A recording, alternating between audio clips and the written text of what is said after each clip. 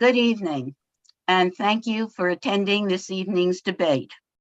The League of Women Voters of the Hamptons, Shelter Island, and the North Fork is pleased to be sponsoring this debate for the candidates in the Republican primary who are running for Congress in Congressional District Number 1.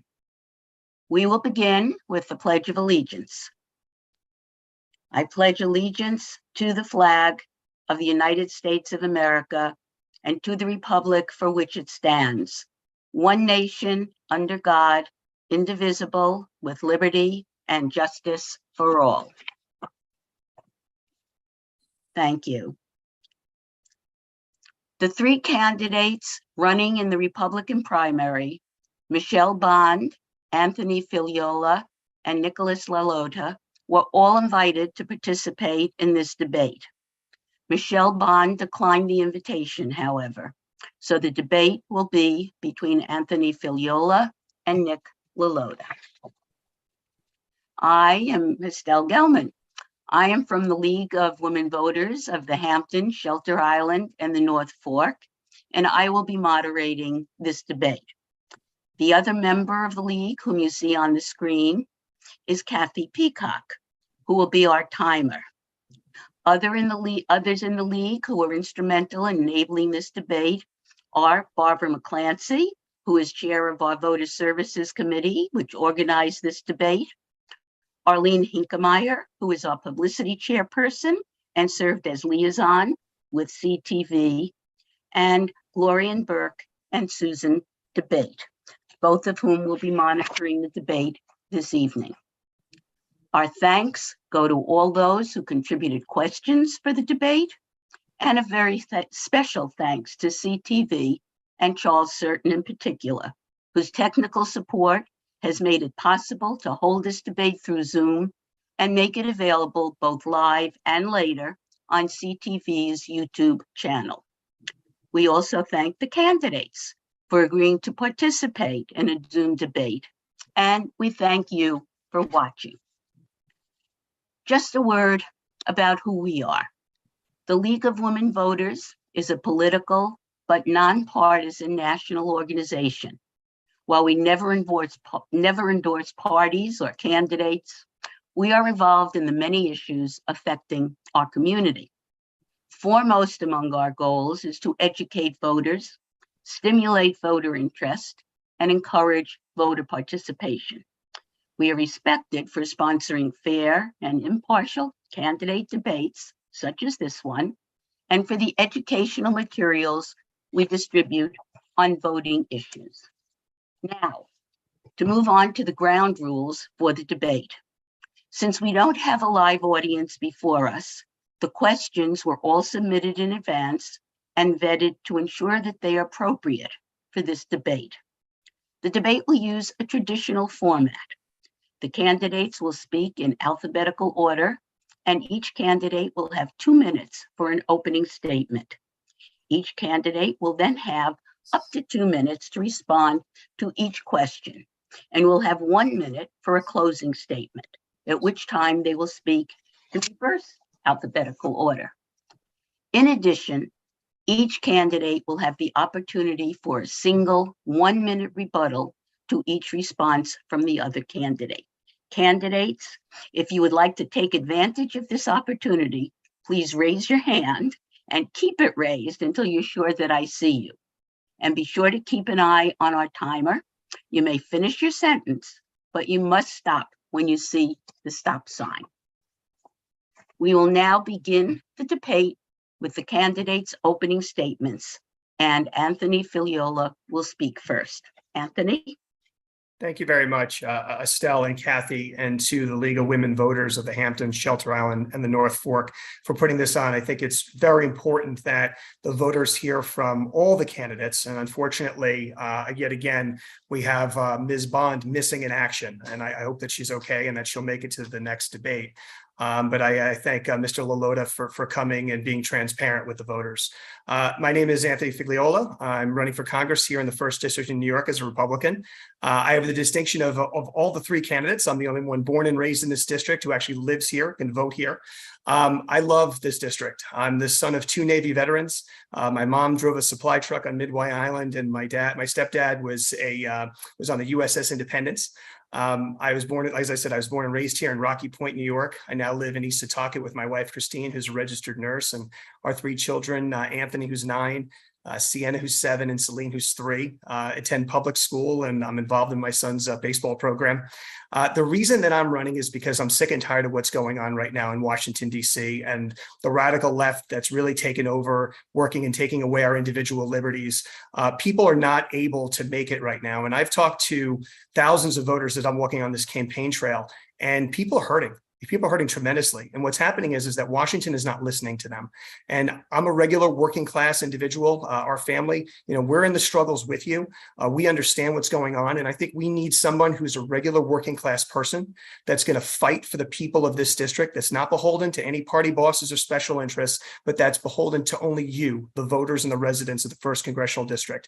I've been involved in helping to create thousands of jobs in this community. I've been involved in helping to protect our groundwater. I've been involved also in helping to protect our children with special needs and bring millions of dollars worth of infrastructure back to this community. And I've done it. Of all the 3 candidates, I will continue to do it as your member of Congress. So thank you very much for your time. Thank you, Nick. Yes, good evening, and thanks to the League for the work you do in our community and for hosting this very important event tonight. And to Anthony for being here.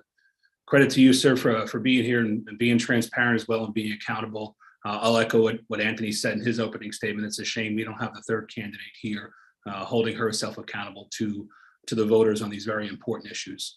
My name is Nick Lalota. I'm a lifelong Republican. I'm the officially designated candidate of both the Republican and conservative parties. I'm the son of a cop, the brother of a Marine. Both of my grandfathers were city cops. My stepdad was a Navy man. And after I graduated from St. Anthony's, I went to the Naval Academy and graduated and served on 3 overseas deployments, visited 20 different countries, where I affirm my belief that the United States of America is the greatest country this world has ever known. We've provided more freedom and more opportunity to more people than any other country the world has ever known, and I'm so proud of our country. I left the Navy in 2007 to come home to marry my high school sweetheart. I got an MBA, I got a law degree, and we're raising 3 wonderful children. Maggie Ray, Reagan Elizabeth, and Brooke Murphy are the light of my life. When I got home, several leadership roles within government. I did Veterans Affairs for a congressman. I was the state senator's chief of staff. I was the Republican Senate's Long Island director. For 7 years, I met a few of you ladies while I was the elections commissioner. And then currently I'm serving as the chief of staff to the Republican majority in the county legislature. I'm proud to run for Congress. There are important issues that we need to tackle as a nation, issues with respect to the economy and inflation, public safety, the border, protecting our constitutional freedoms. I'm eager to tackle those issues in Congress. There are good Republican conservative solutions to each one of those issues. And I'm looking forward to having a discussion tonight about those issues. Thanks so much. Thank you. And we will now begin the questions, and Anthony Figliola will answer the first question first. Although the recent gun law passed by Congress is a big step in confronting the growing number of mass killings, many feel that it doesn't go far enough. Would you vote in favor of additional restrictions, such as a ban on assault weapons or high-capacity magazines? Please explain why or why not, and any other suggestions you might have to decrease the likelihood of more mass killings. So thank you for that. And this is a very emotionally charged issue, and I'm for the Second Amendment as a gun owner myself. I believe that 99.9% of gun owners operate safely. We have some very insane people that are committing these horrendous and heinous crimes. I don't believe that we should be throwing the baby out with the bathwater. And there's a distinction here that machine guns are automatic weapons are actually banned unless you're in the military or you're in the police. And And the problem that we have right now is that we have a tremendous amount of laws on the books, not just federally, but also in the states, because states have their rights to pass their own laws under our United States Constitution. The issue here is that we're not enforcing the laws. When you go to places like Buffalo and that horrendous mass shooting of 10 people, there were all these laws that the Democrats and Kathy Hochul, our governor, put in place, and they said that was supposed to stop mass shootings, and it didn't, because it failed at every single level, because they're not following the laws that they currently even have on the books. We should be more focused on going after the illegal guns in places like New York City that have just all these mass shootings, in places like Chicago and Los Angeles and others that have the strongest gun laws in the country and are not being enforced. We have to be pragmatic about these things and also compassionate, because I understand, as a father of three young children, I don't want to see anybody shot or killed, any teacher or child. I advocate, as many school districts here on Long Island have allowed law enforcement officers or off-duty officers or retired officers that have carry permits to be in the schools to protect our children. I advocate that school districts with parents and teachers that want that, they should be allowed to have armed security in their schools to protect our children. But ultimately, we have to come up with a solution with mental health, but not go after law-abiding gun owners. Thank you. Nick? 92% of gun crimes are committed by unregistered, unlawful firearms. We have plenty of laws in the books. We should enforce those laws. I'm a legal gun owner. I grew up in a law enforcement family with a deep respect for the Second Amendment and for safely operating a firearm. I furthered that understanding as an officer of the military, where I learned to safely handle firearms. In New York, we're living in tough times with this bail reform law, where there's some folks who are out in the streets who should not be out in the streets. I own a weapon to protect my family, to protect my home. That is my Second Amendment right to do so. In Congress, I'll protect folks' rights. And we have to get this one right. Anthony mentioned some of those facts and figures. The states and cities, the bluest states, the bluest cities with the quote unquote strictest gun laws are the ones with the highest crimes. It's not a fact of not having enough laws. It's a fact of not enforcing the laws that are on the books right now, and then not pivoting to some of the tremendous mental health issues that we have in our community. You know, I'm a parent of 3 kids too. My wife is a public school teacher. She's afraid sometimes when she goes to work, and it's a couple of days after the latest school shooting, there's fear, there's anxiety that maybe her school's next. We need to do what we can as a society to address the mental health issue, but also enforce the laws that are on the books. That's where we need to go as a society, not just have a press release or a press conference that says that we passed the new law and try to make people feel better. We need actual results on this to alleviate some of the anxiety that families have. Thanks. Thank you. All right, And if I could just add one thing, I'm allowed to add something. yes, right? you have 1 minute. That's fine. I think what's also important in the context nationally, and when you look at places upstate and even out here on the East End, fathers and sons and daughters, grew up learning how to shoot weapons together. For me, I learned how to shoot a rifle with my grandfather. It's one of the fondest memories that I had growing up, and it was something that we shared together. I learned proper firearm safety, and we have to understand that it's not just about, the left is trying to say get rid of guns. The reality is that there is a history of people wanting to be able to shoot weapons for sport, for competition, and we shouldn't be going after those people and demonizing them. I think that's something that's really being left out of the equation. So I, as a First Amendment rights activist, I will continue to fight in Congress to make sure that the 99.9% of legal gun owners are not, being taken to task for owning their firearms. Thank you. Okay, the next question, Nick will go first. The recent Supreme Court decision regarding abortion leaves it up to the states to determine whether to make abortion legal in their state. Would you support legislative action by Congress that would make abortion legal nationally? Nick? So the recent Supreme Court decision, which gave the power back to the states and thereby the people, is good. That this gives the maximum amount of power to we the people to hold the politicians accountable, to have a policy that comports their values. Here in this blue state, I think that we should rid ourselves of radical abortion policies. That starts here in New York with eliminating the late-term abortions that are illegal. And even a non-doctor in New York can perform a late-term abortion, a 7th, 8th, 9th month baby. And no kidding, that's a baby. we're blessed to have 3 awesome children. They're tuning in right now, I think. And we should celebrate life. And the way that we celebrate life is by protecting it. And I think that in New York, abortion should be on the ballot this November. And we should ask every state assembly member, every state senator, every candidate for governor, would you support the repeal of the 3rd trimester abortion provision? I think that's where the conversation here in New York starts. 80% or more of New Yorkers agree that 7th, 8th, and 9th month abortion is absolutely abhorrent. We should get rid of it. We should get rid of it now. Thanks. Thank you. Anthony?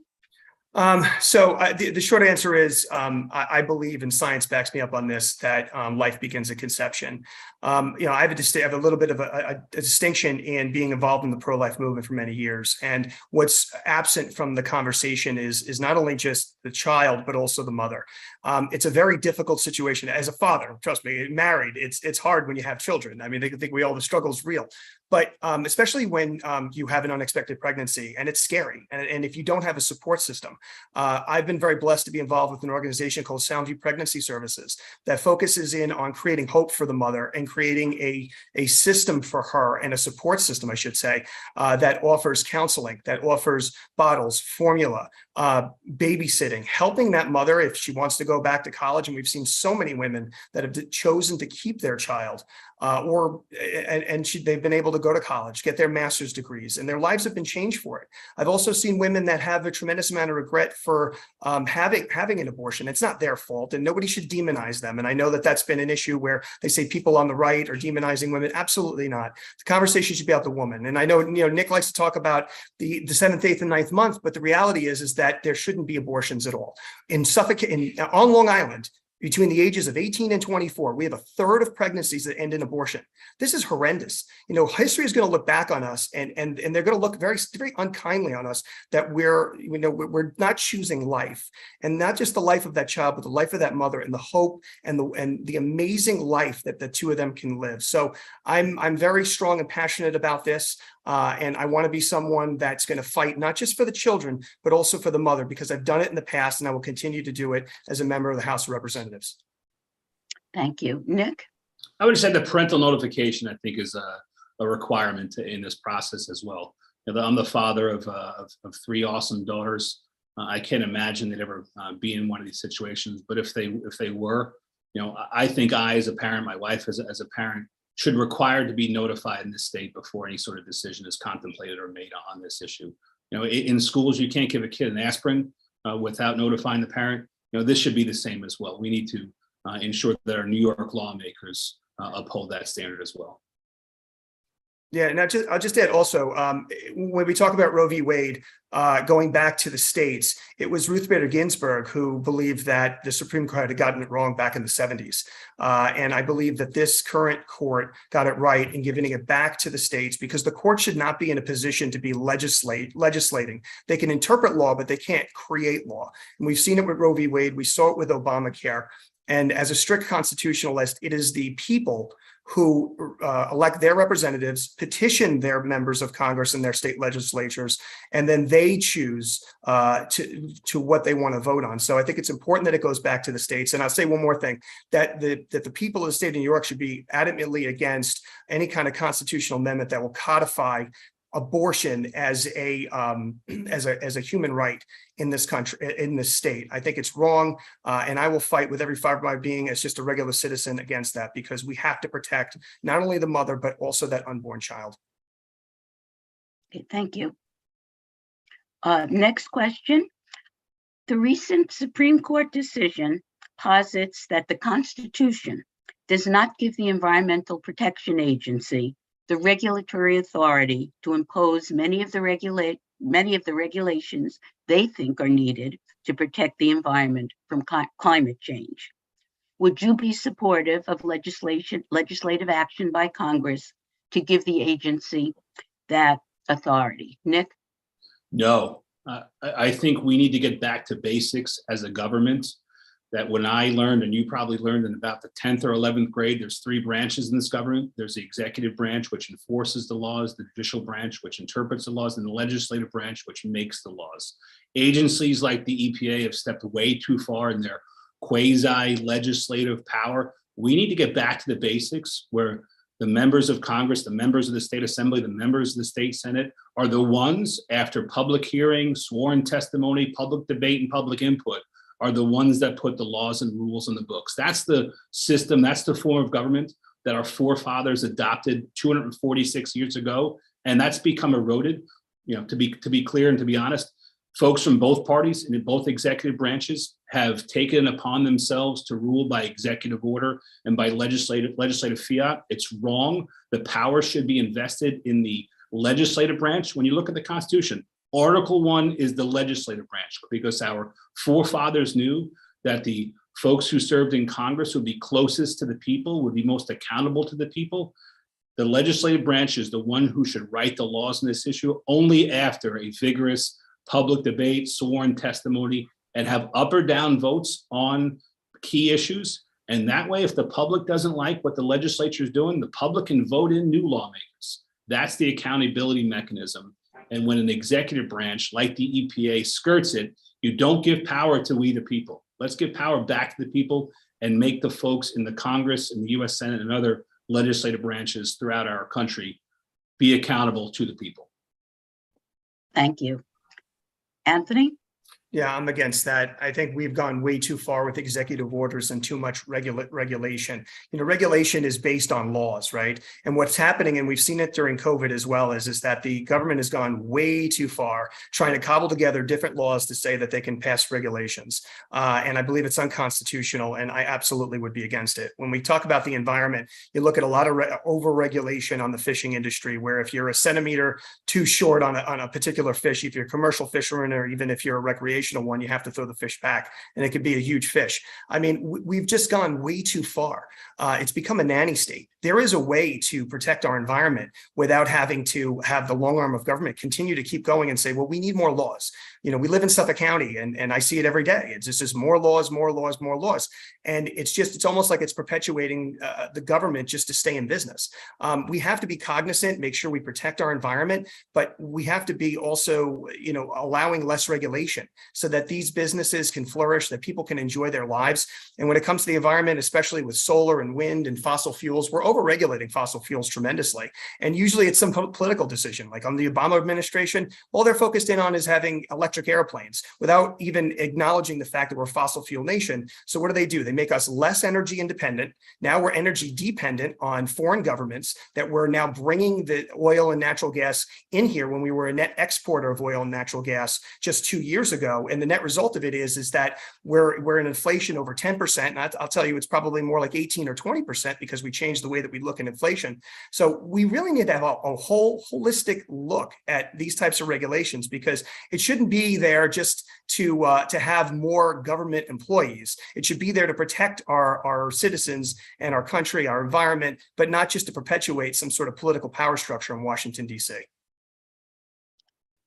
Nick? So the initial premise of the question, I think, was something to do with the Supreme Court invalidating the EPA's supposed, I'll call it a power grab on different environmental regulations. And my answer had to do with why executive orders are bad. And I'll give you another reason. We saw this during the height of the pandemic, where it was either Governor Cuomo or Governor Hochul who, by executive order, a stroke of a pen, was shutting down businesses, was mandating that kids act a certain way in schools, in classrooms. This is not the way to govern. If in that case, if a vote of the state assembly or the state senate was required to shut businesses down, to force kids to be vaccinated, to put masks on outdoors, if a vote of the legislature was required, none of that stuff would have ever happened. We need to get away from the executive orders and give the power back to the houses of government that are most accountable to the people. Thank you. All right, the next question. Although there is no evidence of widespread fraud, although no evidence of widespread fraud was found in the 2020 presidential election, many citizens believe that President Biden's election was fraudulent. What do you believe? And what would you propose to restore the confidence of citizens in our electoral process? And Anthony, you go first this time. Sure. Election integrity is really important. And obviously, when you have like half of the country believing that was a stolen election, I have grave concerns with election integrity. And I believe that Donald Trump, was elected. I believe that there was a lot of shadiness going on. Unfortunately, there's a tremendous amount of information that just never came out through the legalities of the court system. And these are real serious issues. And we have to find a way to make it work. A couple of the things that I would do when it comes to election integrity is we have to find a way to scrub the voting rolls. I think there should be, we should amend federal law and federal election law to scrub the voter rolls if you haven't voted in 2 consecutive federal elections. That's after obviously alerting that voter that will happen if they're not voting. So that's one way. I think also we need to find a way to have voter identification and allow states to connect with Social Security and the Department of Homeland Security to find out if people are actually citizens voting. I think these are really very simple and important ways that we can do election integrity. And what we saw during COVID is that just, when you give out, I've talked to a lot of people, the ballots were going everywhere, absentee ballots. You didn't even ask for it. It was given to you. There are laws in place, especially here in the New York State, where you have to request an absentee ballot, not be given one.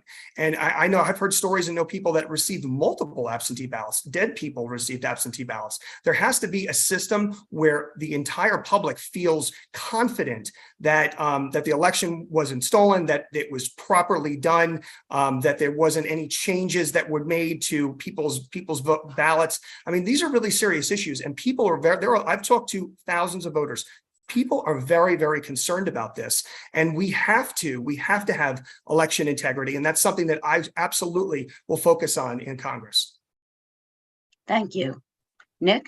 So I know Joe Biden is the president. Joe Biden is the president. But on a given day, given his lack of mental acuity, I'm not so sure Joe Biden understands he's the president of the United States. And the people of Long Island, the people of this country are suffering every day because of his terrible lack of action, his terrible discretion and whatnot. I was an elections commissioner for 7 years. I worked with some of you ladies on different elections. Before President Trump or anybody else is really talking, especially on the cable news networks, about election fraud, I was talking about it. In the summer of 2016, in an interview with Newsday, I said, absolutely, election fraud is possible. If people can go into 7-Eleven and steal a pack of gum, absolutely, in a county where there's more voters in 10 states, absolutely, people are going to try to cheat. It's a part of some people's nature. It's not a part of our nature. Hopefully not anybody on this call. It's part of their nature. But we have to acknowledge, understand, and concede that some people will try to cheat, and we need to do something about it. And the absentee balloting process in 2020 was a huge issue. I sounded the alarm. I was on multiple different calls with different government officials, law enforcement officials, about people abusing the process. Some of my work led to the arrest of a Southampton man who not just once, but twice tried to apply for an absentee ballot for his deceased mother. I gave information to the district attorney about an East Islip man who was not just voting in East Islip, but also in the same elections in Florida. These sorts of shenanigans should be purged from our system. When people get caught, they should be held accountable for that.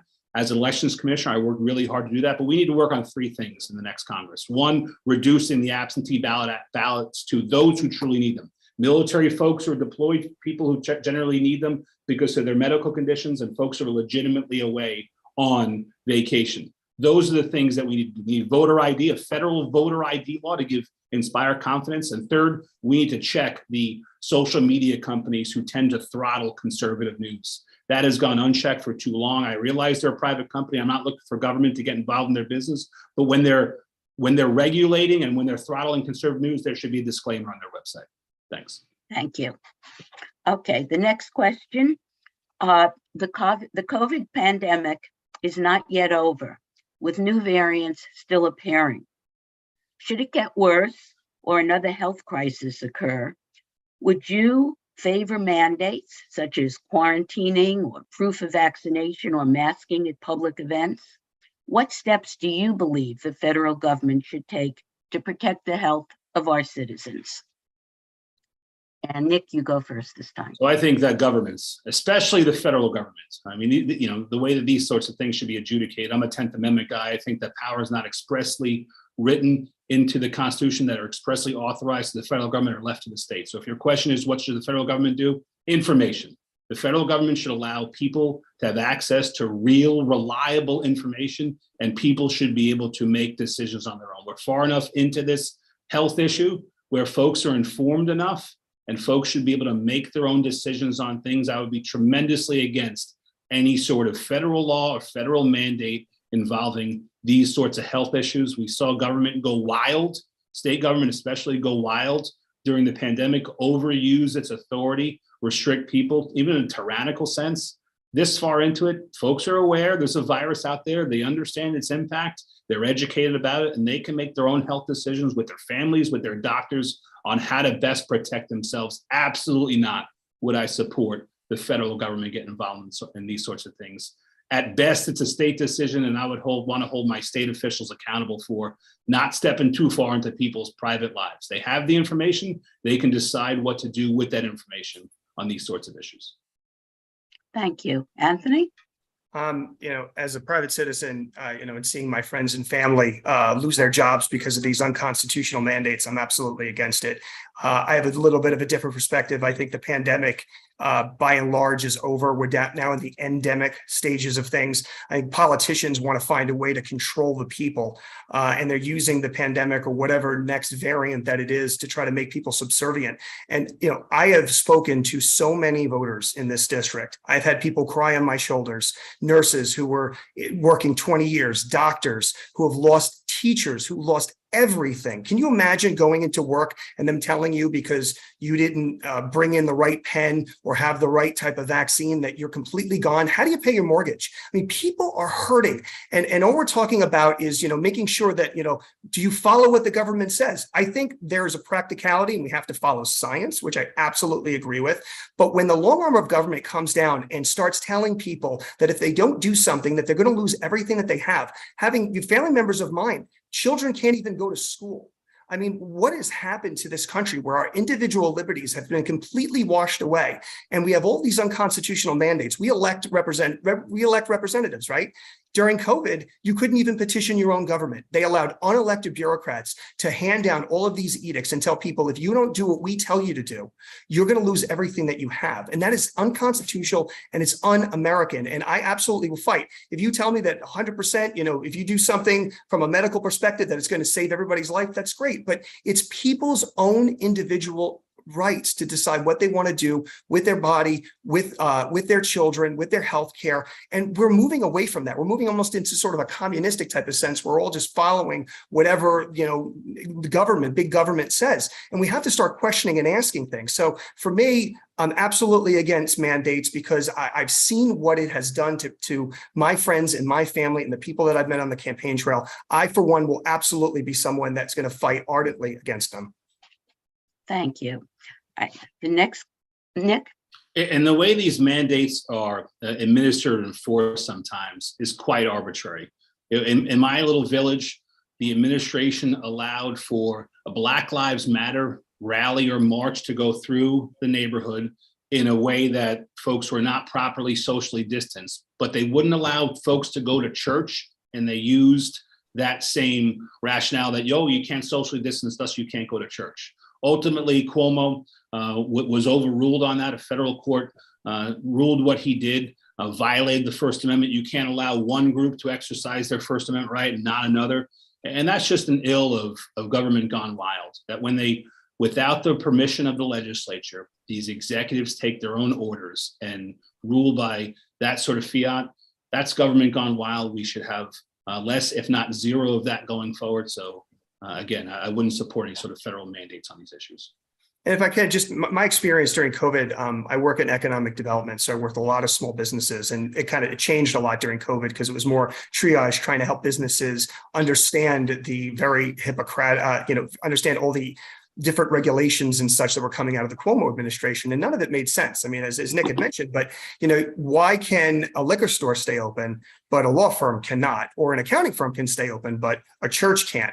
None of it made any sense. And it was just very willy-nilly. And, you had one executive order after another, and then you had the health department saying one thing, state liquor authority saying another. None of it ever made sense. And it didn't seem to follow any type of science at all. And so what did that breed? That breeded distrust in the government, that they felt that they couldn't trust what the government was saying to them, because I saw so many businesses close up. We lost a third of our small businesses when we did not have to close. And then we see places like Florida, which we are a net job exporter to, flourishing. So we have to be pragmatic about the types of laws that we have on the books, but we can't punish small businesses or people because a bunch of politicians just want to grab more control. Thank you. Okay, next question. Concerns have been raised about the long-term viability of Social Security. Would you favor such actions as raising or eliminating the cap on Social Security taxes or increasing the age of eligibility? And do you have any other suggestions as to how to keep Social Security solvent? Anthony, you go first this time. I think it's a great question. And our seniors are so important on Long Island. I grew up in Rocky Point, and we had a very large senior community just down the road in Ridge.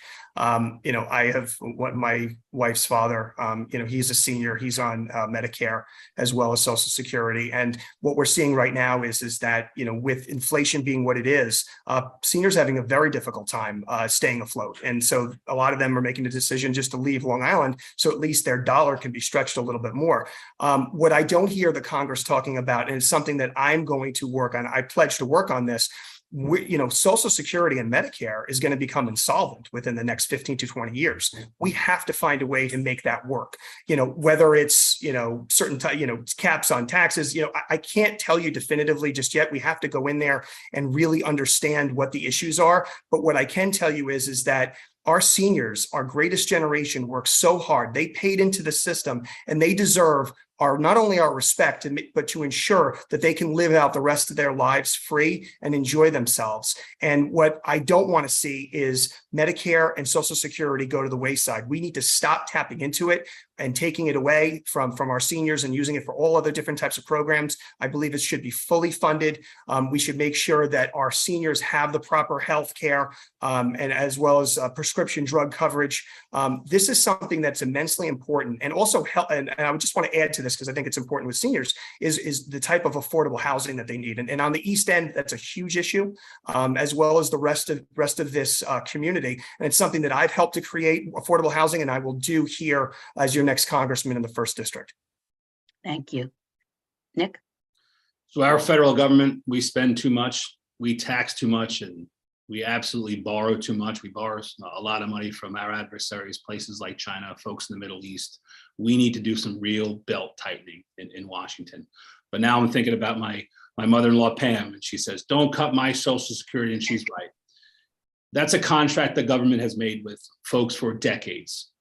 Folks who are getting their Social Security benefits, are about to get their Social Security benefits, are paying into now, made a deal with the government. We will give you a portion of our paycheck. In return, later on, you will give us this thing back. It will be predictable. It will be something we can rely on. And absolutely, we need to fortify, strengthen, and ensure that the money that we're giving folks in their Social Security payments is what we told them to be.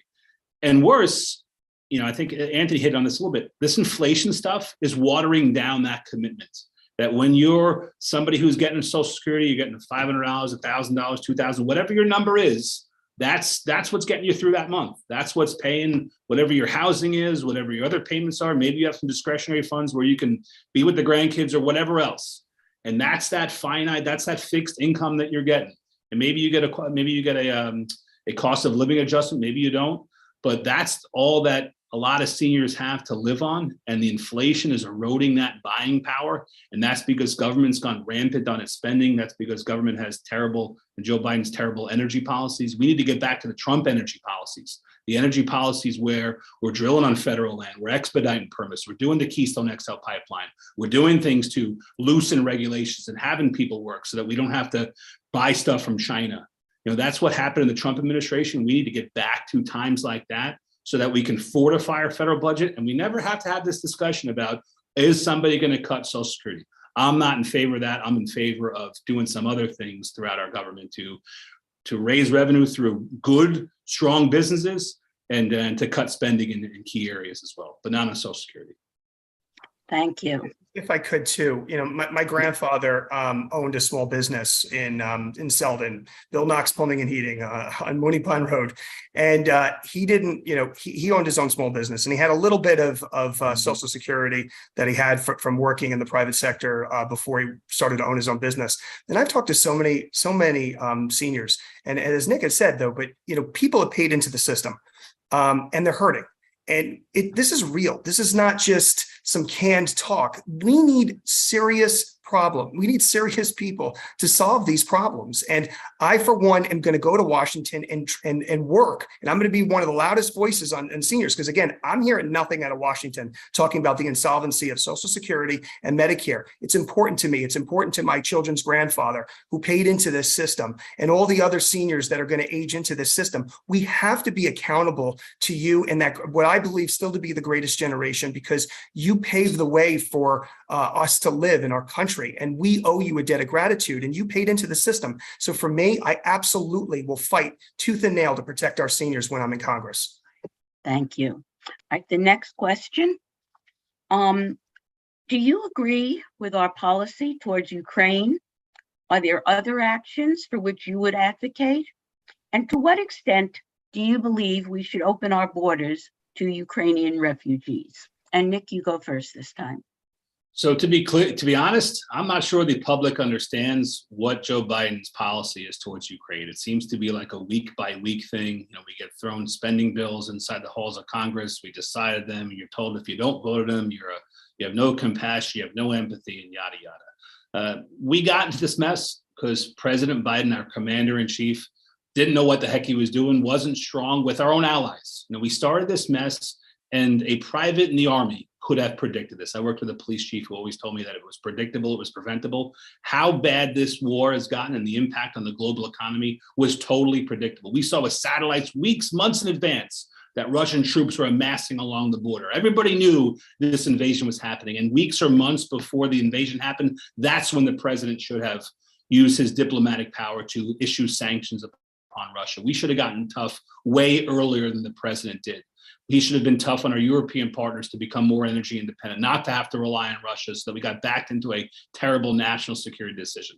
We've compounded the mistake after mistake after mistake, and we've had to spend too much money there. I do believe that some amount of American investment is good for us there, but our European quote unquote partners need to pony up, and they need to help provide the resources, both in terms of money, manpower, military equipment.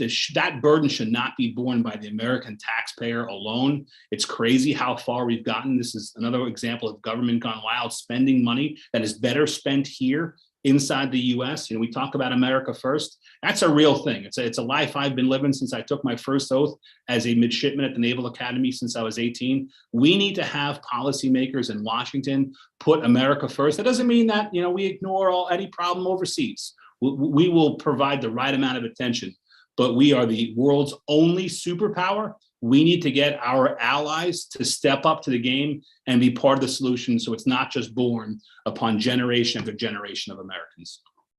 Thank you. Anthony? Yeah, the Ukraine was born out of weak leadership here in America. Joe Biden was not showing the type of leadership that Donald Trump had, because you never saw any of this in the 4 years that Donald Trump was president, where foreign nations were invading other countries. You saw it on Obama's administration. That I can tell you, when the Russians went into Crimea. My great-grandparents emigrated here in the early 1900s from the Ukraine. So I'm half Ukrainian and half Italian. So I certainly have empathy for what the Ukrainian people are going through, and certainly talk to friends that I know over there. And it's horrendous. And there's a lot of people that are moving into Poland as refugees. But when we send over $40 billion to the Ukraine, and when you ask the question, well, what's his policy? I don't know if anybody could tell you. I don't even know if Joe Biden can actually tell you. But when you send $40 billion with no strings attached, we don't know where this money is going. Is it actually helping the Ukrainian people? Is it being funneled to other organizations that we don't know anything about? Are we purchasing military equipment? What exactly is this money going to? But we have, if you tell me that from a national security perspective, that it's in our best interest to be involved, then absolutely. absolutely. If you can show me that it's going to purchase artillery, show me the artillery, show me the bills. If it's going to be purchasing aircrafts, like we need to know specifically where this money is going. And, Ukraine has, unfortunately, it has a little bit of a history where we put money into it. We don't know where it's going. I have concerns about the relationship that the Biden family has with the Ukraine and with Russia. Make no mistake, Russia right now is an enemy of the United States. And we need strong leadership to fight back against Putin and against China and what they're doing and trying to take over the entire European peninsula, European continent. We need American strength, America first. And that, as Nick said, that doesn't mean that we don't want to help other countries, but we need to make sure that our borders are secure. We need to make sure that our children are fed. We have fentanyl coming across this border. There's just so many problems that we have, and we need serious people to fix it. And right now, Joe Biden is not. Nick, thank you. So I think the last Ukraine spending bill was something like $40 billion. You know what would have cost if Joe Biden was assertive like President Trump was? Nothing. And, some of the liberal papers would have written an article critical of the president about how he's, bullying or he's leveraging folks. We could have saved the American taxpayer tens of billions of dollars if we just asserted some American supremacy like President Trump did. It doesn't cost the taxpayer anything. Yeah, some of those meetings might be a little awkward when the American president is saying, guys, this is how it's going to be. But that leverage needs to be exercised. Doesn't cost the American taxpayer anything if the American president does that. And we're weak. We're weak overseas because we don't exercise any of that leverage. We don't exercise any of that authority. We need to get back to the times where folks listen to the American president, because I'm missing that time. Yeah, and when you want to talk about oil and gas, obviously there was a pipeline that was built from Russia going all the way into Western Europe.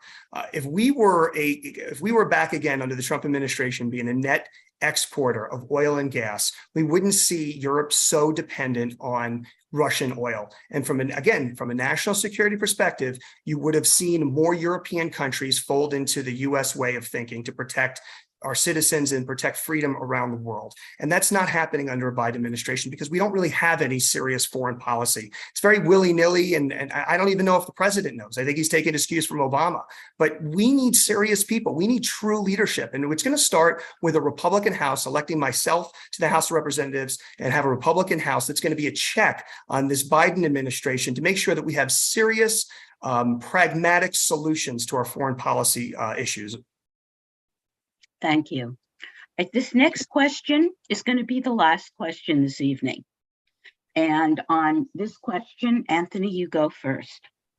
What would you, what would you realistically hope to accomplish in your first year as Congressman? And if you could choose, on what committee would you prefer to be a member? I would prefer as a couple of committees. Certainly transportation is one of them. Small business subcommittee is another, given my background in economic development. And I'd also, if I was blessed enough to be on Ways and Means, I guess we'll have to wait and see because I like public budgeting and finance. A couple of things that I think are really important is our economy. As an economic developer, I was able to be partner and create over 10,000 jobs in the state of New York, including here on Long Island, and bring in hundreds of millions worth of private investments. I want to take that experience to Washington, D.C. to help fix the economic mess that we're in. Spent a lot of time in the oil and gas industry. I understand the issues that are going on. It's loosening these overburdensome regulations on the drilling permits to allow the oil and gas industry to drill safely as they were before, which will reduce the costs at the pump, which will also reduce the costs in your supermarket because transportation costs are through the roof. Energy is through the roof because of transportation costs and other things. You can't even get stickers are more expensive because they need petroleum, and the ice cream man is not coming around as much. So that's certainly one thing that I'm going to do. Another thing is really tackling the mandates. I believe when it comes to also in CRT is a really important issue where, we're teaching children to be racist in school, and there's federal dollars that are actually telling them to do that, and diversity, equity, and inclusion, which is just bogus racism that's trying to pit all different types of children against each other. I think all kids are innocent. They should love one another. It doesn't matter your background or your color or your race.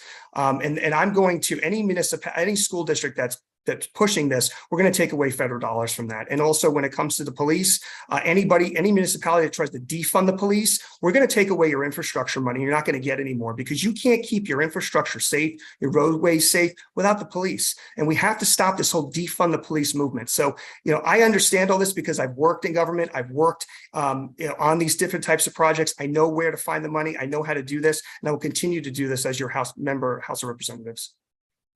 Thank you. Nick? So just the question was on which committee and what do you want to get done first? Yeah, what would you like to accomplish in your first year, and which committee would you prefer? So New Yorkers get hosed. For every dollar in federal taxes that a New Yorker sends to Washington, we only get 93 cents back. That's the fifth worst return on investment of any state. Many states are getting $1.50 or $2 back for every dollar they send to Washington. We here in New York are the fifth worst. So what I would aim to do is try to bend that cost curve and to ensure that more federal dollars are invested back into New York and specifically Long Island, very specifically the first district. There are things that we need to get done on the east end, the middle of the district, the west end of the district. Things like our highways, things like beach fortification and dredging, and other things that federal dollars could do to help the quality of life, our property values, even give us some local property tax relief. That's what I would endeavor to do for Long Island. With respect to which committees, I think I'll mention two. The House Armed Services Committee is the top of my list. I want to bring my awareness of the military issues. We spend a heck of a lot of money on our military, and we need to ensure that that money is spent wisely. We can't be fighting the last war. We need to be prepared for the next war. And there's a group of folks who currently serve on the House Armed Services Committee. There's a 3-star general, a former 1-star general, folks I've met down in Washington numerous times. These are red-blooded Americans who are going to Congress to serve, to ensure that the next 246 years of this great country are as great as the prior 246. So the House Armed Services Committee is the answer to that question. But if I get a 1A answer to that, the Veterans Committee. Now, right in the middle of this district is the Northport VA. As a veteran who served, and I did constituent casework to ensure that veterans got their Agent Orange claims through, their GI Bill claims through, and all got through all the bureaucracy of the VA. Great people working there, by the way, great people who work at National VA, but sometimes that bureaucratic process is too much for local veterans. Suffolk County has the second most veteran population compared to any other county in the United States, second only to San Diego County. I think it's a congressman's obligation to make sure that, especially when you have a facility like the Northport VA, that's looked after. So with the last 10 seconds of my question, I'm going to say one thing too: salt tax. We need to ensure that salt tax, the salt tax deduction gets restored. There's some creative solutions that if we had more time, I'd like to talk about, but some of them on my website. Thanks so much. If I could just add something, as the only candidate who lives in this district and works here and has a track record of success in this district, I will tell you, there's a lot of projects that Lee Zeldin has worked on, and I'm the only one that's going to continue on as his legacy. When you look at places like Riverhead, I want to make sure that we get the $25 million to fortify and protect the Peconic River, to make sure that the flooding prevent flooding so that we can continue to revitalize our Main Street. When you talk about Shelter Island, I want to make sure that we have the money to dredge Cocos Harbor, because what's important about that is that's how we're getting our tourism in. That's how we're getting our food and supplies into that island. Dredging, I want to make sure that we do the proper dredging in Mattituck. I want to make sure that the Army Corps of Engineers, the $1.6 billion that we're spending right now, that Lee Zeldin was helped to secure, that we do dredging, the storm hardening, and the elevation of people's homes, making sure that we have smart septic systems in areas like Lake Agawam and others. I know these areas. I don't need policy talking points or to read, because this is my community, this is my home, and I will continue the great legacy that Lee Zeldin has done in this district. Nick? So I work in this district. My wife works in this district. My wife and I went to high school in this district. And for the last 8 years, whether it was as the elections commissioner or now the chief of staff to the county legislature, my job has had jurisdiction all of this district. I've met you ladies from the East End as a function of having worked as the elections commissioner. Very familiar, despite me living a couple of miles outside the borderline right now. And we're figuring that out. Our house is going up for sale, and we're going to buy a house most likely in Huntington. We're figuring all that out, but there's tremendous expertise over here in this district. I've been fortunate to work directly with Congressman Zeldin, his staff, guys like Mark Woolley and others on very specific federal issues in this district. And I'm eager to do so again as the next member of Congress. Thank you. All right, the candidates will now give their closing statements in reverse alphabetical order. And Nicholas Lalota will speak first. Nick? Thanks so much. August 23rd is an important date in Long Island's history. The Republican voters get to choose who is their nominee to hopefully succeed Lee Zeldin. But I think what's important is picking a candidate who can win in November, picking a candidate who has a strong conservative record, picking a candidate who has worked hard in this district, picking a candidate who has stood for the right things, has taken on tough battles and won tough battles, ensuring that we have a candidate who is supported by an infrastructure of folks who can help knock on the doors, make the phone calls, and ensure that our conservative Republican message is spread throughout the district. I humbly submit that I'm that person. I have 45 endorsements from local elected and party officials, some from other smaller groups, an army of volunteers of 500 people. We've raised over $500,000. These are things needed to win a campaign. We need to elect a candidate in this primary who can win in November. The opponent's a tough one. The opponent's a well-funded Democrat, one of Nancy Pelosi's hand-picked people in this district. She's going to have plenty of money. She's going to have plenty of manpower to fight. Republicans need to pick somebody who is solid with Republican values and who can also win in November. I humbly submit that I am that person to do so. I have information on my website, nicklalota.com. Of course, I'm on social media. We're hard charging. There's 15 days to go. We're out there. We're door knocking. If you have any questions, any issues, please drop us a line, and however you want to do so. There's a phone number on our website. Drop us a direct message. We're always looking for more volunteers, or we're always looking for more supporters. If your question hasn't been answered tonight, we're available to answer your question. We're here accountable to you. There's a third candidate who was a coward, and I'll say it, total coward for not showing up tonight, despite having spent probably $1-2 million in Democrat special interest money in this Republican primary. Didn't have the guts to face Long Islanders because she's afraid of that we'll find out everything about her, that she's seated with Democrat money. She worked for the Obama and Biden administration, and that she's hiding behind super PAC money. So we're here, we're accountable. I'll continue to do so as a member of Congress. Thanks so much. Thank you. Anthony? Thank you. It's a pleasure to meet everybody virtually. Thank you to League of Conservation, League of Women Voters, I should say, sorry, for putting this on. I appreciate it because I think it's important that the people hear from the candidates and hold themselves accountable. What I can tell you is I was born and raised in this district. I've helped to create thousands of jobs in this district. I've helped to protect the environment. I've helped children with special needs, men coming home with PTSD. I've been here. I live here. I understand this district, and I don't need any type of talking points, some policy guy to hand to me, because I know the issues. Obviously, look, Board of Elections Commissioner is nice. That's great, but that's a political position. I've been here. I've worked here. I know the people, and I know the issues.